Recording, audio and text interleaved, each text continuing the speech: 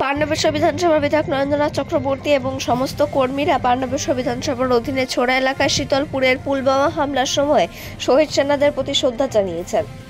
এর সময় ছোড়া গ্রাম পঞ্চায়েতের প্রধান রামচরিত পাসওয়ান, পাণ্ডবেশ্বর ব্লক চেয়ারম্যান কৃতি মুখার্জি, উকড়া আদর্শ স্কুলের প্রধান শিক্ষক পি.কে. সিং, বহুলা গ্রাম পঞ্চায়েতের উপপ্রধান বীর বাহাদুর সিং, অজয় সোনার, বচ্চন তুরি সহ সমস্ত সদস্যরা উপস্থিত ছিলেন। পাণ্ডবেশ্বর থেকে জিৎ মিশ্রা, রিপোর্ট নিউজে।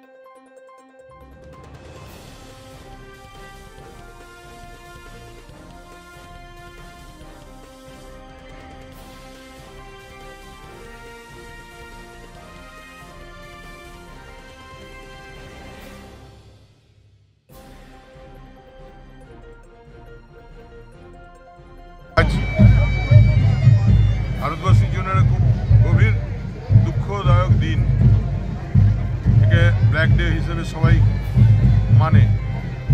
এই ভারতবর্ষের মানুষের পক্ষে একটাই আবেদন যে বীর শহীদরা ভারতবর্ষের স্বাধীনতাকে অখণ্ড রাখার জন্য আত্মবলিদান দিয়েছেন, তাদের এই আত্মবলিদান যেন ব্যর্থ না হয়। ভারতবর্ষের মাটির থেকে কুসংস্কার থেকে শুরু করে ভারতবর্ষের মাটিতে অখণ্ডতাকে রক্ষা করার জন্য সবাই আগে বাড়ুক এবং প্রতিটা পরিবার থেকে একজন করে ভারতবর্ষের সৈন্যবাহিনীতে যোগদান করুক।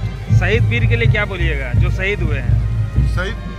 शहीद को तो हमारा बहुत बहुत नमन, और शहीद परिवारों के लिए बहुत सारे समवेदना और नमस्कार।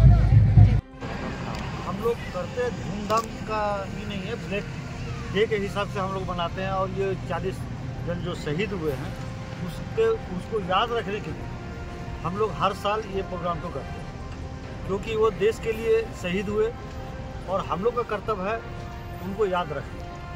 हमारे जितने भी देशवासी हैं सभी से मेरा अनुरोध है इस प्रोग्राम में কালো দিন আমার দেশে ইতিহাসে আজকে কালো দিন। 2019-এ পুলওয়ামাতে যে অ্যাটাক হয়েছিল সেই অ্যাটাকে 40 জন শহীদ আমাদের দেশে শহীদ হয়েছিল জওয়ান।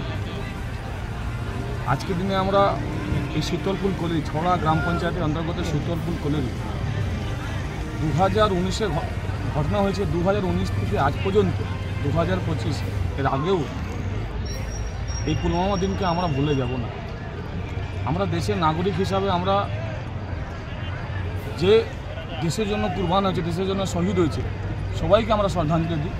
বিশেষভাবে শীতলপুরে এই যে এলাকাটা হচ্ছে আমাদের ছোড়া গ্রাম পঞ্চায়েতের এলাকা, প্রধান সাহেব এখানে আছেন। তো এই অনুষ্ঠান তো কিন্তু খুব ভব্যভাবে খুব বড় আকারে